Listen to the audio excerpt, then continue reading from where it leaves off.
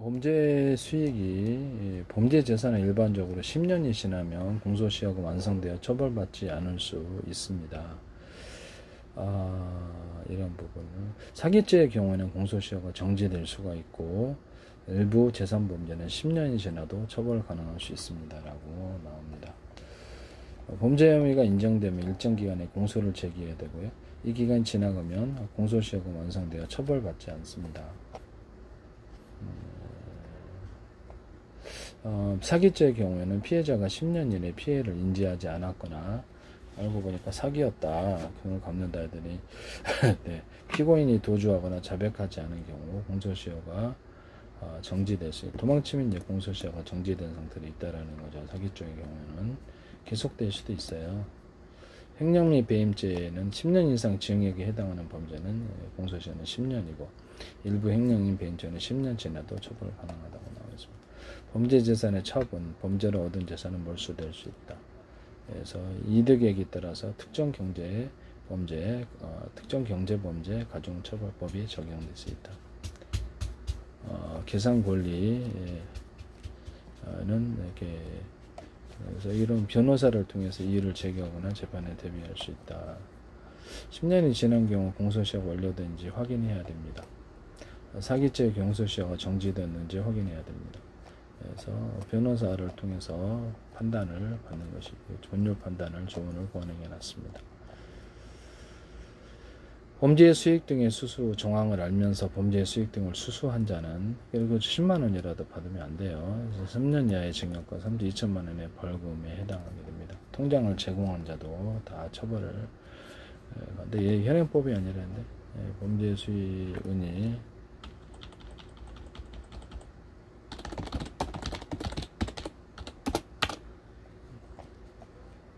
5년 이하의 징역과 3천만 원의 벌금에 미수범도 처벌하고요. 통장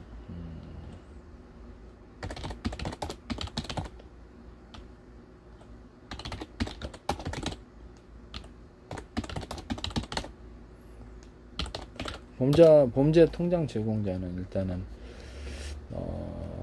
이런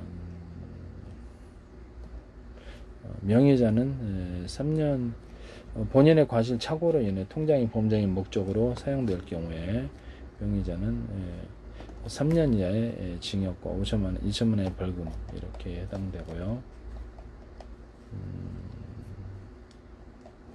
사기 방조죄에도 사기죄는 징역이 10년 이하, 2천만 원 이하 벌금. 사기 방조죄는 5년 이하, 1천만 원. 알면서도 사기를 방조한다는 거죠.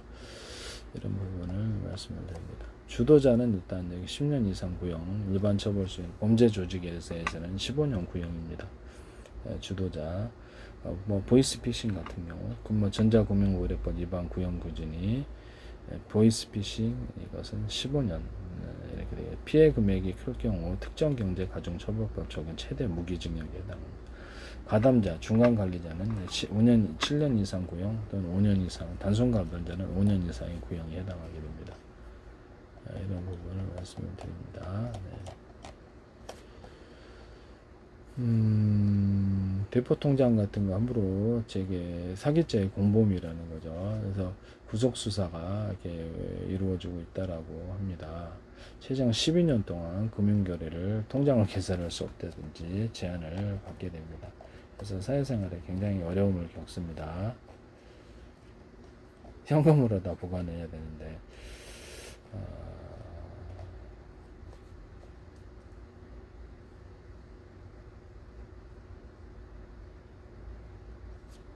폐업 앞둔 회사들을 인수해서 회사 명의로 대포통장을 만들어서 한 경우에도 실형을 선고받았는데요.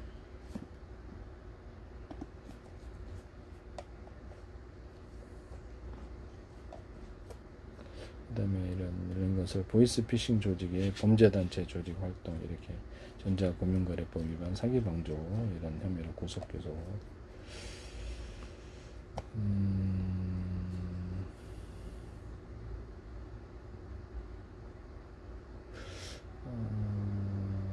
가상계좌 장사로 165억 꿀꺽했다라고.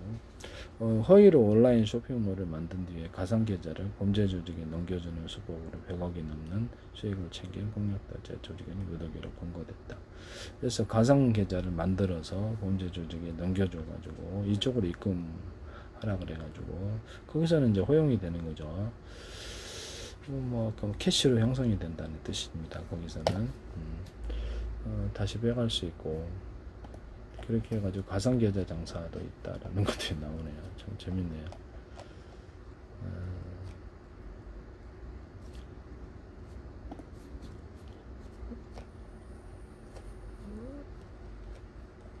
통장 대여 자체가 범죄에 당연히 쓰이게 되죠. 일상적인 사람이 누가 그거를 합니까? 네. 또 실명제법 위반이 될 수도 있는데요.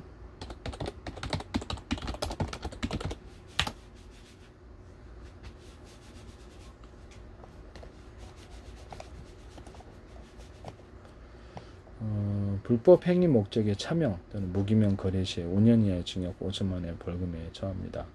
금융실명제 위반은 5년 공소시효가 적용됩니다. 모든 금융실명제라는 것은 모든 금융거래를 실제 본인 명의로 해야 된다는 제도입니다. 위반 사례는 차명계좌, 무기명거래, 대포차명 이렇게.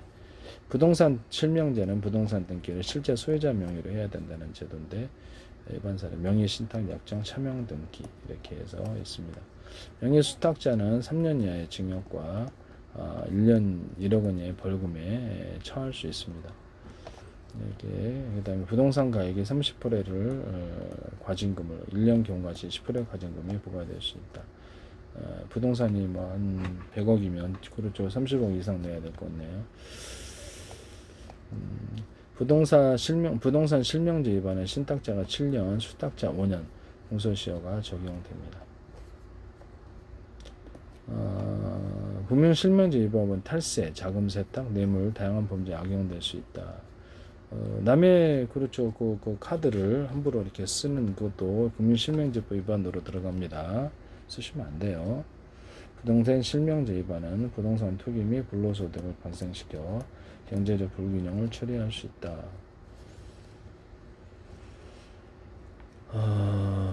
그럼 뭐 법인카드 주고 뇌물 막 제공해도 되겠네요. 네, 안 됩니다. 네.